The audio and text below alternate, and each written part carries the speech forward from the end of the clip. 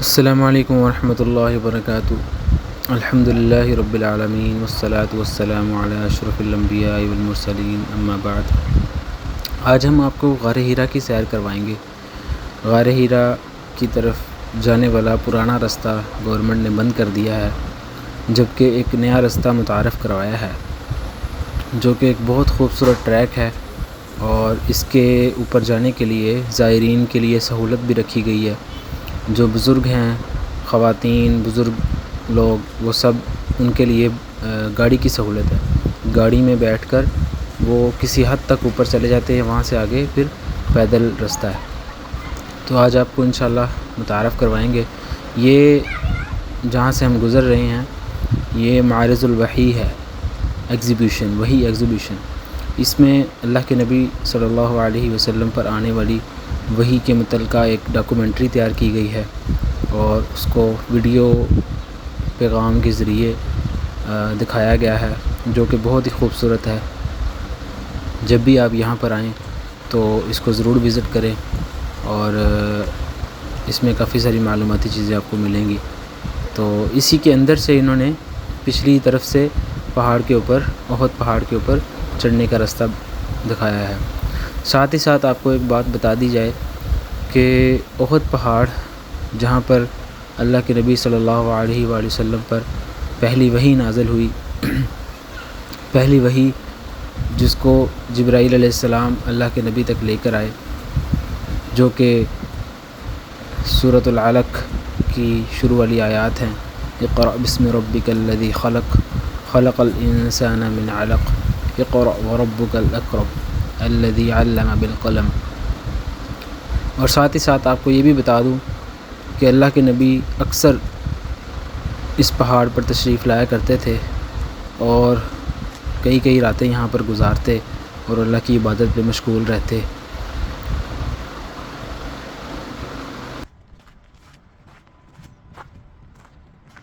اسی طریقے سے ایک رات اللہ کے نبی پہاڑ پر تشریف فرما تھے اور اللہ کی عبادت میں مشغول تھے کہ حضرت جبرائیل علیہ السلام تشریف لائے اور آ کر کہا، اقرأ، پڑھ۔ اللہ کے نبی نے فرمایا، میں پڑھنا لکھنا نہیں جانتا۔ تو پھر اللہ کے حکم سے حضرت جبرائیل علیہ السلام نے ان کو فرمایا کہ پڑھ، اور پھر جھنجھوڑا اور پھر پڑھایا، اقرأ بسم ربک الذی خلق، خلق الانسان من علق، اقرأ وربک الاکرم الذی علم بالقلم۔ یہ وہ آیات ہیں جو کہ سب سے پہلے وحی جو ہم پر نازل ہوئی اس سورت کی آیات ہیں، اور ہمیں چاہیے کہ ہم اس کا بغور مطالعہ کریں اور اس کی تفسیر پڑھیں، اور اس میں دیے گئے اللہ کی طرف سے دیے گئے پیغام کو پڑھیں اور سمجھیں کہ اللہ تعالی ہم سے کیا کہنا چاہ رہا ہے۔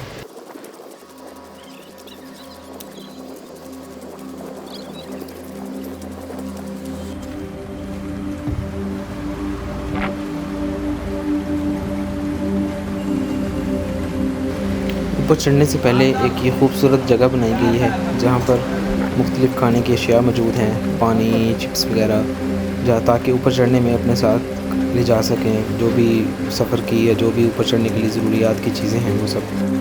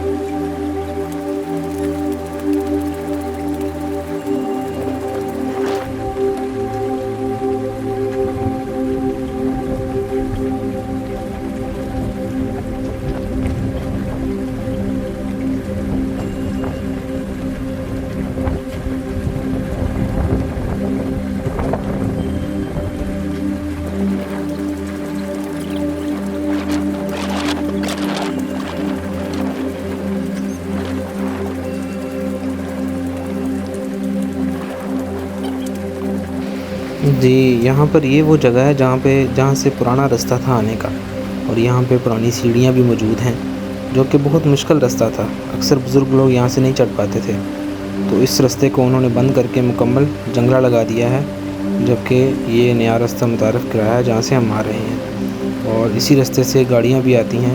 میں آپ کو دکھاؤں گا کہ یہاں پہ گاڑیاں بھی مسافروں کو لے کر اوپر تک آتی ہیں، اور یہاں سے آگے پھر جو رستہ ہے وہ پھر پیدل سفر کا یہ گاڑی ہے جو نیچے سے اوپر آئی ہے ابھی۔